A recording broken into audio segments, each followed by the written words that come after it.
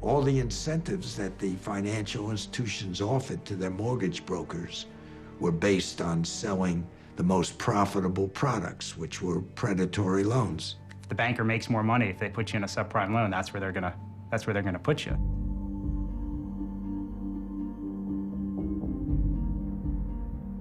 Suddenly, hundreds of billions of dollars a year were flowing through the securitization chain. Since anyone could get a mortgage, home purchases and housing prices skyrocketed. The result was the biggest financial bubble in history.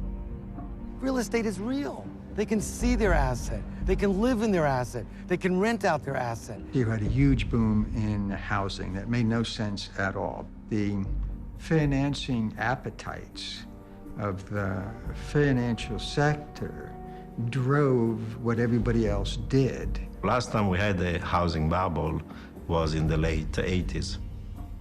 In that case, the increase in home prices had been relatively minor. That housing bubble led to a relatively severe recession. From 1996 until 2006, real home prices effectively doubled.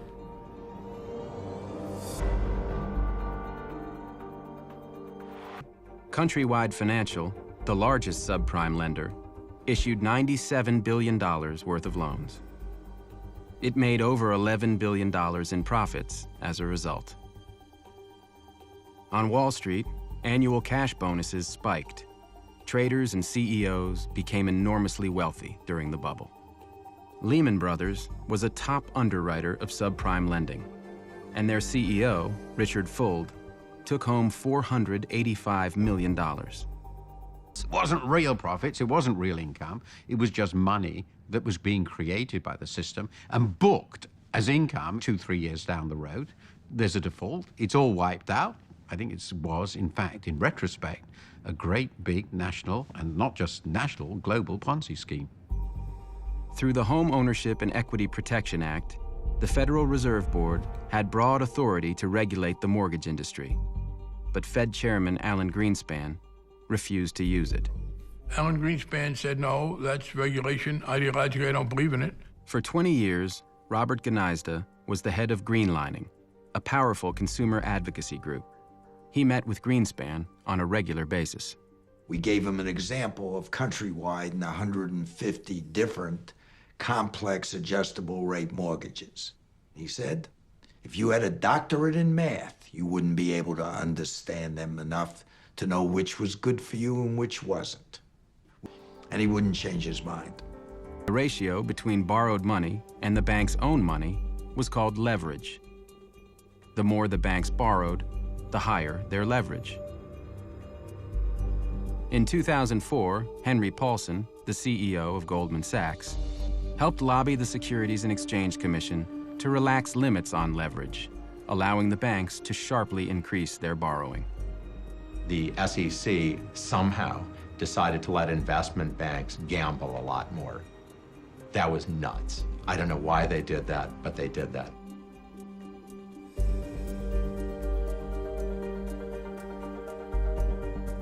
We've said these are the big guys, and clearly that's true.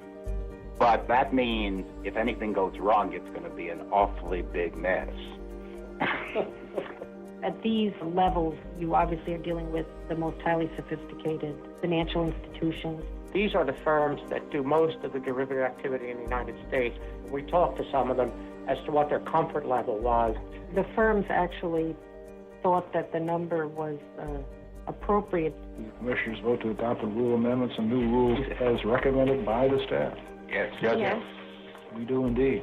Unanimous, and we are adjourned. The degree of leverage in the financial system became absolutely frightening. Investment banks leveraging up to the level of 33 to 1, which means that a tiny 3% decrease in the value of their asset base would leave them insolvent. There was another ticking time bomb in the financial system. AIG, the world's largest insurance company, was selling huge quantities of derivatives called credit default swaps. For investors who owned CDOs, credit default swaps worked like an insurance policy. An investor who purchased a credit default swap paid AIG a quarterly premium. If the CDO went bad, AIG promised to pay the investor for their losses. But unlike regular insurance, speculators could also buy credit default swaps from AIG in order to bet against CDOs they didn't own. In insurance, you can only insure something you own. Let's say you and I own property. I own a house. I can only insure that house once. The derivatives universe essentially enables anybody to actually insure that house. So you could insure that, somebody else could do that, so 50 people might insure my house. So what happens is, if my house burns down, now the number of losses in the system becomes proportionately larger. Since credit default swaps were unregulated, AIG didn't have to put aside any money to cover potential losses. Instead, AIG paid its employees huge cash bonuses as soon as contracts were signed. But if the CDOs later went bad, AIG would be on the hook. People are essentially being rewarded for taking massive risks in good times that generate short-term revenues and profits and therefore bonuses, but that's going to lead to the firm to be bankrupt over time. That's a totally distorted system of compensation. AIG's financial products division in London issued $500 billion worth of credit default swaps during the bubble, many of them for CDOs backed by subprime mortgages. The 400 employees at AIG FP made $3.5 billion between 2000 and 2007. Joseph Cassano, the head of AIG FP, personally made $315 million. In 2007, AIG's auditors raised warnings.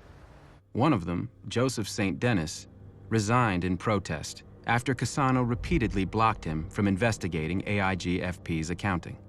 Let me tell you one person that didn't get a bonus while everybody else was getting bonuses. That was St. Denis, Mr. St. Denis, who tried to alert the two of you to the fact that you were running into big problems. In 2005, Raghuram Rajan, then the chief economist of the International Monetary Fund, delivered a paper at the annual Jackson Hole Symposium, the most elite banking conference in the world. Who was in the audience? It was, I guess, the central bankers of the world, ranging from Mr. Greenspan himself, Ben Bernanke, Larry Summers was there, Tim Geithner was there. The title of the paper was essentially, "Is Financial Development Making the World Riskier?" And the conclusion was, it is. Rajan's paper focused on incentive structures that generated huge cash bonuses based on short-term profits, but which imposed no penalties for later losses. Rajan argued that these incentives encouraged bankers to take risks that might eventually destroy their own firms, or even the entire financial system. It's very easy to generate performance by taking on more risk. And so what you need to do is compensate for risk-adjusted performance. And that's where all the bodies are buried. Rajan, hit the nail on the head. What he particularly said was, you guys have claimed you found a way to make more profits with less risk. I say you found a way to make more profits with more risk, and there's a big difference. Summers was vocal. He basically thought that I was criticizing the change in the financial world and was worried about, regulation which would reverse this whole change. So essentially he accused me of being a Luddite. He wanted to make sure that we didn't bring in a whole new set of regulations to constrain the financial sector at that point. Make an extra $2 million a year or $10 million a year for putting your financial institution at risk. Someone else pays the bill, you don't pay the bill. Would you make that bet? Most people who worked on Wall Street said, sure, I'd make that bet. A $14 million oceanfront home in Florida. You have a summer vacation home in Sun Valley, Idaho. You and your wife have an art collection filled with $1 million paintings. Richard Fuld never appeared on the trading floor. There were art advisors up there all the time. He had his own private elevator. He went out of his way to be disconnected. I mean, his elevator, they hired technicians to program it, so that his driver would call in the morning and a security guard would hold it. There's only like a 2 or 3 second window where he actually has to see people, and he hops into this elevator and goes straight to 31. Lehman owned a bunch of corporate jets. Do you know about this? Yes. How many were there? Well, there were 6, including the 767s. We also had a helicopter. We deal with type A personalities, and type A personalities know everything in the world. Banking became a pissing contest. No, mine's bigger than yours, that kind of stuff. It was all men that ran it, incidentally. $50 billion deals were not large enough, so we do $100 billion deals. These people are risk takers. It's part of their personality, and that manifests outside of work as well. It's quite typical for the guys to go out, to go to strip bars, to use drugs. I see a lot of cocaine use, a lot of use of prostitution.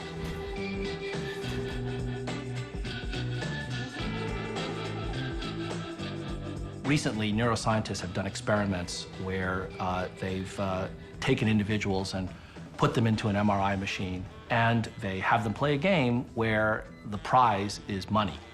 And they notice that when these subjects earn money, the part of the brain that gets stimulated is the same part that cocaine stimulates. A lot of people feel that they need to really participate in that behavior to make it, to get promoted, to get recognized.